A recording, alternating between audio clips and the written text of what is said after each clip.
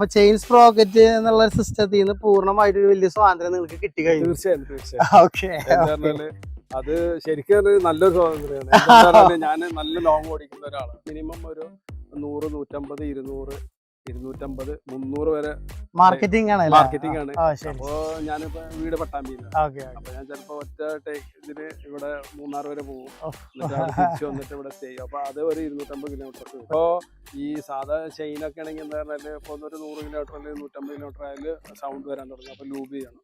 പിന്നെ മഴക്കാലാണെങ്കിൽ പിന്നെ പറയണ്ട പ്രത്യേകിച്ച്, അതായത് ഭയങ്കര നോയ്സ് ആണ്. പിന്നെ അപ്പൊ എന്തായാലും ഒരു 100 കിലോമീറ്ററിന്റെ ഉള്ളിൽ എന്തായാലും ലൂബ് ചെയ്യേണ്ടി വരും. അപ്പൊ ആ ഒരു സമയവും ഇത് സ്റ്റാൻഡേർഡിലും നമുക്ക് സമയം അത്രയും പോവുകയാണ്. പിന്നെ ടെൻഷൻ വേണ്ടി സൗണ്ട് കേൾക്കും. ഈ നമ്മള് ചെറിയ റൈഡൊക്കെ ആണെങ്കിൽ ചെറിയ സൗണ്ട് വലിയ പ്രശ്നമില്ല.